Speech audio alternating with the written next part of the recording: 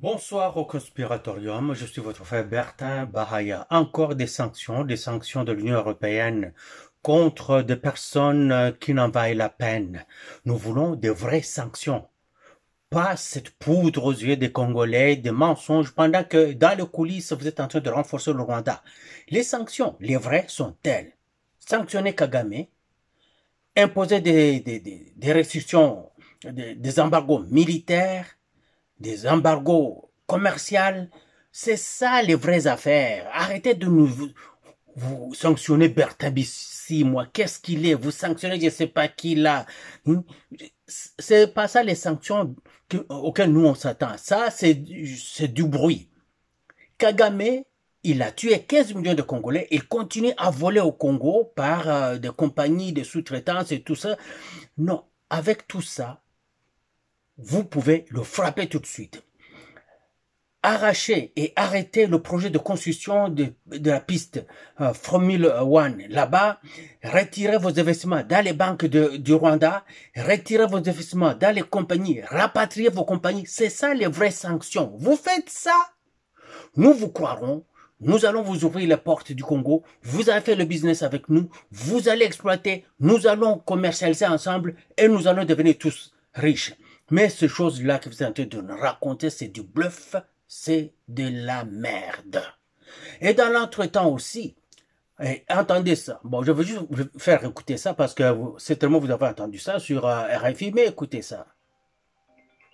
À quelques heures de cette rencontre, les doutes qui persistaient sur la participation des différentes parties se sont dissipés puisque l'AMC M23 a annulé sa participation. Patient Négodi. Un ordre de mission avait pourtant été établi, signé par Corneille Nangaa, et prévoyait une délégation de 5 personnes conduite par Benjamin Boni.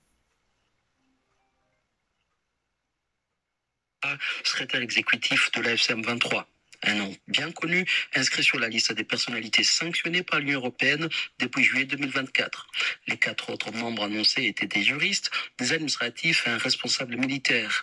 Leur itinéraire était défini, passage par l'Ouganda, vol affrété par l'Angola, séjour des 4 jours à Luanda et retour prévu à Goma le 21 mars. Mais tout a basculé avec l'annonce de nouvelles sanctions européennes. Selon le mouvement, l'Union européenne a ajouté plusieurs figures de la FCM 23 à sa liste de sanctions, dont Bertrand Bissimois, coordonnateur adjoint, ainsi que Désiré Rukomera, John Imani Nzenze et Jean-Bahati Moussanga. Autre point de crispation, la situation militaire. Le mouvement accuse les forces armées de la RDC d'avoir lancé une contre-offensive, notamment avec le déploiement de l'aviation militaire dans les territoires de Walikale, où le groupe armé a fait une percée ces derniers jours. Côté gouvernement congolais, la ligne est plus claire. Une délégation se rendra bien à Luanda. Une source officielle le confirme, tout comme la présidence congolaise, qui n'a toutefois pas encore dévoilé les noms des délégués. Voilà, Patient Négodi. Et ce lundi, les ministres des Affaires étrangères des régions d'Afrique de l'Est et d'Afrique australe se sont retrouvés à Harare, au Zimbabwe.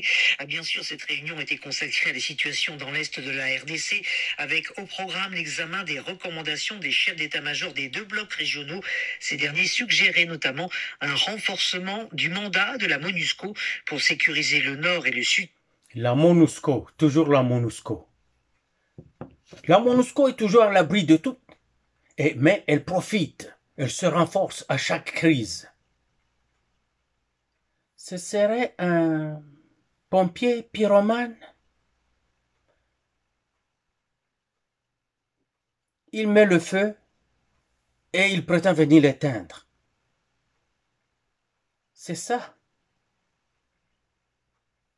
la MONUSCO. Nous sommes fatigués. On la fout dehors. Nous mettons les traîtres rwandais dehors des forces armées. Nous laissons les jeunes se battre seuls et ça va bien aller. Et d'ailleurs, écoutez cette belle musique qui a retenti à Bukavu, dans le quartier Birere. Écoutez.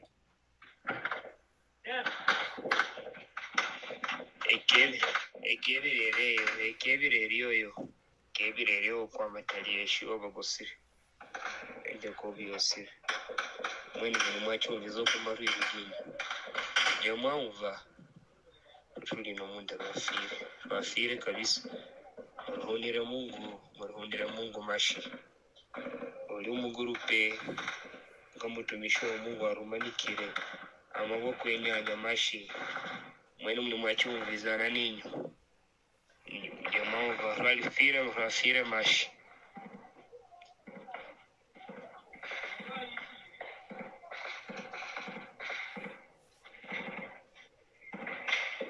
Nous voulons entendre ça chaque jour contre les forces de l'invasion.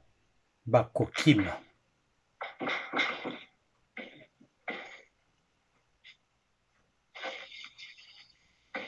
On veut ça.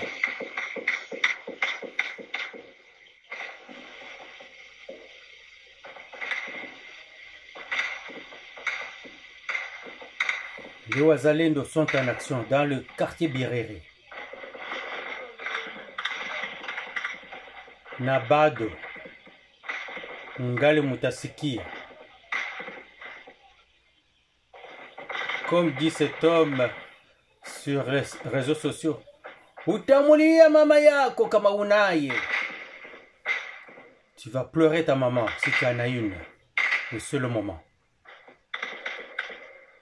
Et suivra l'avertissement de Wazalendo. Écoutez ce que les Wazalendo ont dit. Jambo ndugu wapendwa. Hii mimi nawapatie kwa information si ni ya kuelewa ama kueleweshana ama ukipenda kusikia ama usiposikia, hiyo ni kazi yako. Wazalendo wanakatala popote pale kwenye watakuwa wako basione mtu wa kubakamata photo. Les Wazalendo ne veulent plus être filmés, photographiés par des badauds, des curieux. Banawapatia ordre. C'est un ordre Bataone kona telefone kona kamata photo ama video bampige risasi. Quiconque serait surpris en train de filmer ou de photographier les Wazalendo pourrait être pris pour cible avec un tir de balle.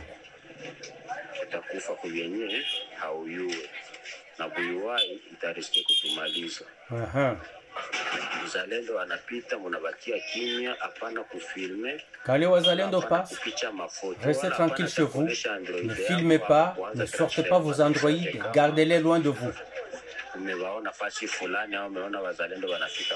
Pas question de dire les Wazalendo sont à tel endroit ou les a vus à tel endroit. C'est un avertissement. Sinon, ce ne serait plus possible. Partagez, partagez, partagez.